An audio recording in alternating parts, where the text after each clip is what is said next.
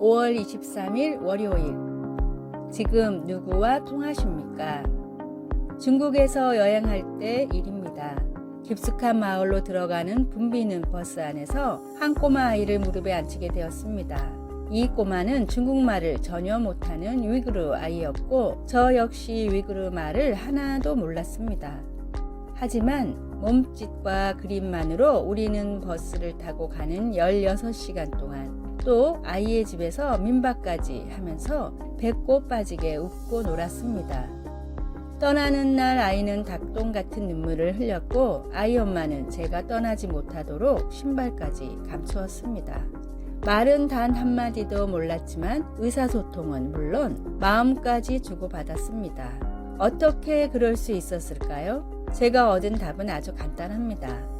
언어가 통하지 않으면 서로 무슨 이야기를 하고 있는지 주의 깊게 살피면 되고 열심히 들어주려고 노력하기 때문입니다. 그런 과정을 통해서 말이 아닌 마음이 통하기 때문입니다. 동물이나 식물하고도 이야기를 나눈다는데 사람끼리 다르다고 해봐야 얼마나 다르겠습니까? 진정한 대화는 서로의 마음이 통할 때 이루어집니다. 마음이 열려야 대화가 가능하게 되는 것입니다. 마음을 닫아버리면 아무리 많은 말을 해도 전혀 소용이 없습니다. 오늘의 말씀, 너희 말을 항상 은혜 가운데서 소금으로 맛을 냄과 같이 하라. 그리하면 각 사람에게 마땅히 대답할 것을 알리라. 골로새서 4장 6절. 오늘의 찬송 440장 어디든지 예수 나를 이끌면. 오늘의 만나, 진리의 복음을 전하기 위해서 필요한 것도 결국은 소통하는 마음입니다. 주변의 이웃들과 진심으로 소통해 보세요.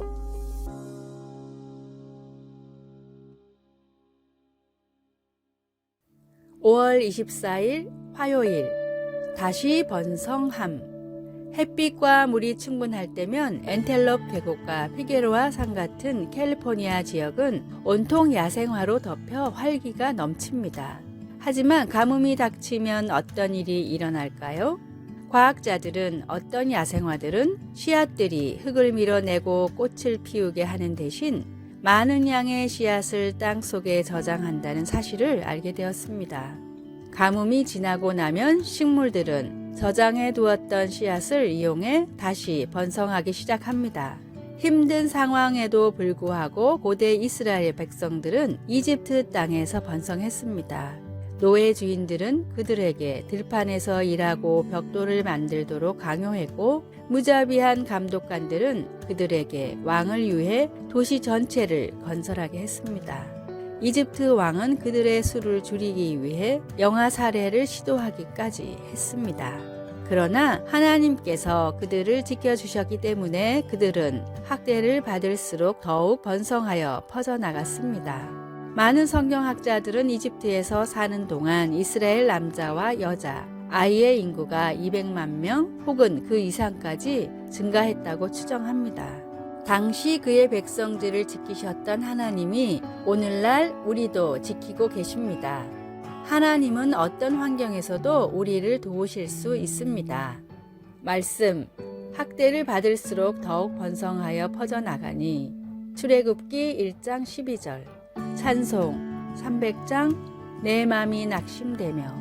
기도, 하나님 아버지, 때로는 앞으로 계속 나아가기가 너무 힘듭니다. 오늘 저의 필요를 채워주시고 성령님의 능력을 통해 견뎌낼 수 있도록 도와주소서. 아멘.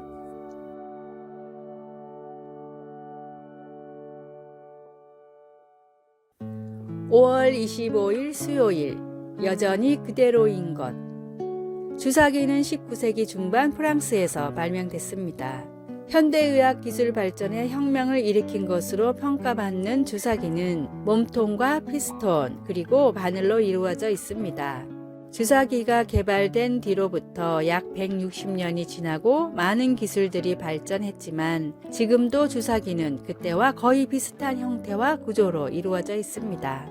그 이유는 아무리 기술이 개발되고 새로운 이론들이 나와도 주사기는 초창기 그대로의 모습이 가장 효과적이기 때문입니다. 스피커 역시 마찬가지입니다. 과학기술은 눈부시게 발전하고 있고 스피커에서 사용되는 부품들도 계속해서 달라지지만 소리의 음역대를 나눠서 출력하는 방식만큼은 아직도 몇백 년 전의 방식인 투웨이 혹은 쓰리웨이 방식입니다. 음의 영역을 4개, 5개로 나눌 수도 있지만 몇 배의 돈을 들여 그렇게 한다 해도 기존의 방식과 큰 차이가 나지 않기 때문에 지금도 아무리 비싼 스피커라 하더라도 이 방식을 벗어나는 것들은 사실상 없습니다. 이 역시도 수백 년의 역사 동안 이 방식이 가장 효율적이라는 것이 증명됐기 때문입니다. 세상이 달라지고 시대가 변해도 여전히 그대로인 것들이 있습니다. 시대를 초월한 진리는 변해서도 안 되며 바꾸려고 해서도 안 됩니다. 예수님의 십자가로 완성된 복음이 바로 모든 인간들이 믿어야 할 망고불변의 진리임을 항상 기억하십시오. 오늘의 말씀, 예수 그리스도는 어제나 오늘이나 영원토록 동일하시니라. 히브리서 13장 8절. 오늘의 찬송 434장 귀하신 친구 내게 계시니. 오늘의 만나 어떤 시대에도 진리의 말씀을 향한 믿음만큼은 지켜나가게 하소서. 인류의 죄에는 복음이 유일한 정답임을 믿고 또 전합시다.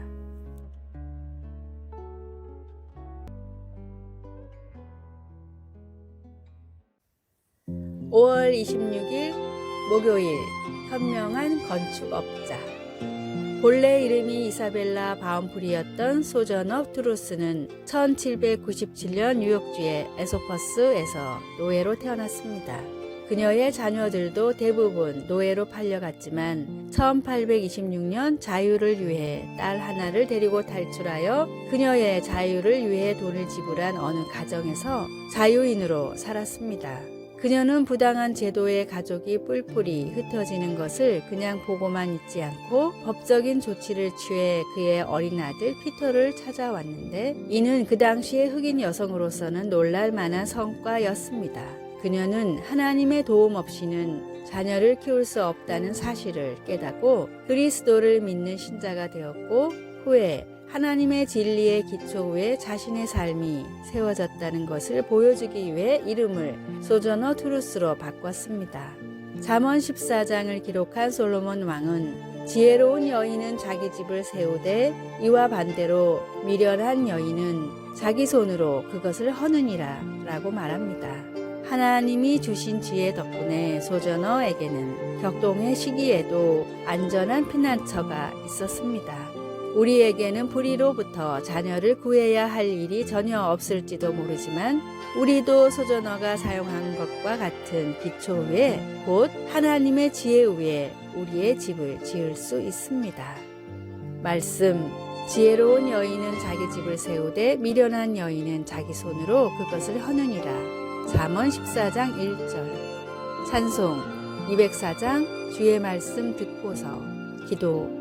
하나님 아버지, 아버지의 영광을 나타낼 영원한 유산을 남기기 위해 아버지의 지혜를 저희에게 내려주소서. 아멘.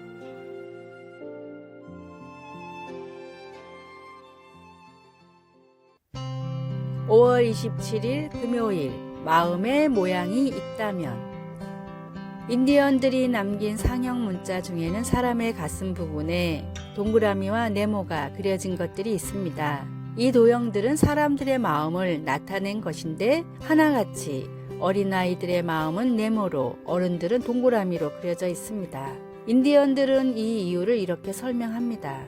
어린아이들은 작은 잘못을 저질러도 금방 뉘우칩니다. 양심의 가책을 받아 거짓말을 잘 못하고 금방 드러나기 때문입니다. 인디언들은 그 이유를 아이들의 마음은 네모로 되어 있어서 잘못을 하면 모서리에 찔려 참을 수가 없어서라고 생각했습니다. 반면에 그렇게 반복해서 죄를 짓고 잘못을 하다 보면 뾰족한 모서리가 닳아서 점점 동그래지는데 그래서 어른이 되면 더 이상 어린 시절과는 달리 거짓말을 해도 양심의 가책을 못 느끼고 잘못을 하고도 덮어두려는 경우가 많다고 생각했습니다. 우리의 어린 시절을 생각해도 비슷합니다. 작은 실수 하나에 금방 울며 죄를 뉘우치고 거짓말도 잘하지 못해 가슴이 콩닥거리던 때가 있었지만 이제는 잘못을 저지르고도 정당화를 시키거나 오히려 남을 비난할 때도 많습니다. 지금 내 마음의 모양이 보인다면 어떤 모양일까요? 죄의 타성에서 벗어나 진리를 향한 통렬한 뉘우침이 있는 마음과 신앙을 가지십시오. 오늘의 말씀, 주께 힘을 얻고 그 마음에 시온의 대로가 있는 자는 복이 있나이다. 시편 84편 5절. 오늘의 찬송 252장 나의 죄를 씻기는. 오늘의 만나 조금씩이라도 죄에 빠지는 일들로부터 멀어지게 하소서. 양심의 가책을 어려워 말고 하나님 말씀으로 더욱 지킵시다. 아래의 빨간색 글자 구독을 누르시어 더 많은 전도의 열매를 맺으시기를 기도합니다.